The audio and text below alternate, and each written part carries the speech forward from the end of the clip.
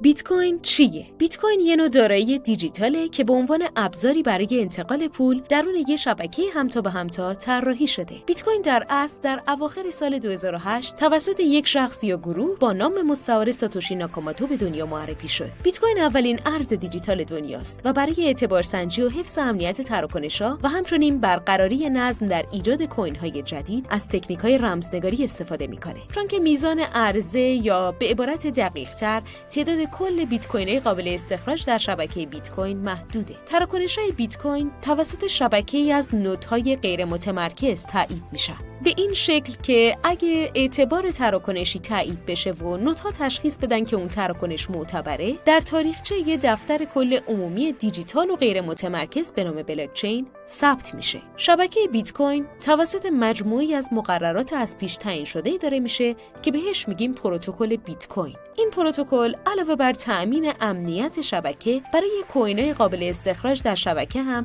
مقدار مشخصی رو تعریف کرده. بنابراین با توجه به عرضه محدود و سقف عرضه تعیین شده در این شبکه، بیشتر از 21 میلیون واحد بیت کوین نمیشه استخراج کرد. به طور تقریبی تخمین زده شده که آخرین بیت کوین در سال 2140 استخراج میشه. عملکرد شبکه بیت کوین به فرایندی به نام ماینینگ یا استخراج وابسته است که میتونیم اونو به 5 مرحله اساسی تقسیم کنیم. 1. تراکنش‌های جدید در شبکه توزیع شده ای از نودها اعلام میشن. 2. نودهای ماینر تراکنش‌های جدید رو توی بلاک انتخابی جمع‌آوری میکنه. 3. هر ماینر روی پیدا کردن یه راه حل درست برای رمزنگاری بلاک مورد نظرش کار میکنه تا یک هش بلاک درست کنه. هش بلاک این موضوع رو ثابت میکنه که ماینر کار خواسته شده رو درست انجام داده. یعنی همون فرآیند اثبات انجام کار که قبلا دربارش یه ویدیو درست کردیم. 4. اولین نود ماینری که بتونه یه راه حل درست پیدا کنه، بلاک استخراج شدهش رو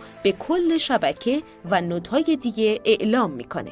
اگه نودها همه با هم موافق باشن و به اجماع یا اتفاق نظر برسن که بلاک مورد نظر معتبر و مورد تاییده، این بلاک به بلاکچین اضافه میشه. این فرایند وقتی که ماینرها میرن سراغ بلاک بعدی دوباره از نو شروع میشه. 5. هر بلاک جدید هش بلاک تایید شده قبلی رو در خودش ثبت میکنه و به این شکل بلاک‌ها با همدیگه مرتبط میشن و امنیتشون از طریق رمزنگاری برقرار میشه. این ارتباط رمزنگاری شده زنجیره‌ای از بلاک‌ها رو به وجود میاره که بهش میگیم بلاکچین. حالا بیایید چند نمونه از ویژگی‌های پروتکل بیت کوین رو با همدیگه مرور کنیم. تراکنش. در شبکه بیت کوین تراکنش راهی برای انتقال ارزش یا همون انتقال بیت کوین بین کاربرای شبکه است. وقتی تصمیم میگیرید برای کسی بیت کوین بفرستید یا در واقع تراکنش جدیدی رو ارسال کنید، قبل از انجام این تراکنش جدید شبکه تراکنش‌های ورودی قبلیتون رو چک میکنه تا ببینه که آیا توی حسابتون به اندازه کافی موجودی دارید یا نه. به بیان دیگه قبل از ارسال هر تراکنش، کاربر به تراکنش‌های قبلی که به حسابش ارسال شدن استناد میکنه تا به شبکه ثابت کنه که اجازه خرج کردن اون مبلغی که میخواد رو داره. این یعنی تراکنش‌ها میتونن از ورودی‌های مختلفی تشکیل شده باشن که مبلغ انتقال داده شده در تراکنش رو برای کاربر فراهم میکنن. گاهی مجموع ارزش ورودی‌هایی که کاربر برای تراکنشش استفاده میکنه از خروجی تراکنش، یعنی همون مبلغی که میخواد انتقال بده، بیشتره. دقیقاً مثل وقتی که شما یه اسکناس 50000 تومانی دارید و میخواید باهاش یه بستنی بخرید. پروتکل بیت کوین باقی مونده این مبلغ رو در قالب یه تراکنش دیگه که اصطلاحاً بهش میگیم چنج به حساب کاربر برمیگردونه. الگوریتم اجماع اثبات انجام کار. این الگوریتم باعث میشه که شبکه بیت کوین در عین حال غیر متمرکز و در برابر خطا مقاوم باشه. شبکه بیت کوین با کار جمعی نودهای غیر متمرکز اداره میشه. این یعنی هیچ نهاد واسطه‌ای مثل بانک وجود نداره که بخواد درستی تراکنش‌ها رو تایید کنه و حرف اول و آخر رو بزنه. بنابراین نودهای شبکه باید به طور مرتب در مورد وضعیت بلاکچین با همدیگه هماهنگ بشن. حالا چطوری این هماهنگی ایجاد میشه؟ خب معلومه، از طریق اثبات انجام کار. اثبات انجام کار به عنوان یک جزء اساسی در پروتکل بیت کوین قرار داده شده.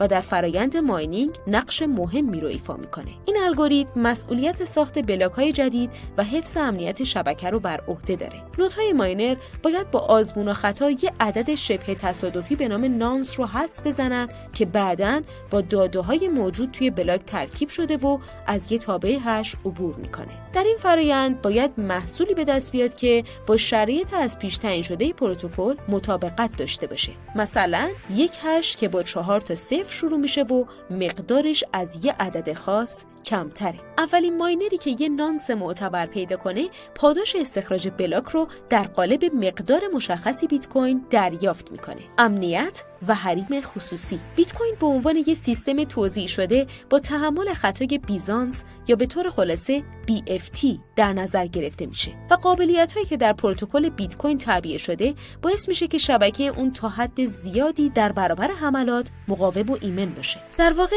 این فرایند استخراج که امنیت کل شبکه بیت کوین رو تضمین میکنه. ساتوشی با به کار گرفتن الگوریتم اثبات انجام کار مشکل دوبار خرج کردن دارایی یا اصطلاحاً دابل اسپندینگ بیت کوین رو در شبکه مدیریت کرده. برای اینکه یه مهاجم بتونه بر بلاکچین بیت کوین تسلط پیدا کنه و در یک بلاک خاص تغییر ایجاد کنه، لازمه که کل بلاکایی که در این زنجیره به هم متصل شدن رو پاک کنه و از اول اونا رو درست کنه. این کار حتی برای قوی ترین کامپیوتران غیر ممکنه. تمام تراکنش‌های داخل شبکه بیت کوین برگشت ناپذیرن. یعنی وقتی یه تراکنش بیت کوین تایید میشه، هیچ راهی برای حذف یا تغییرش وجود نداره.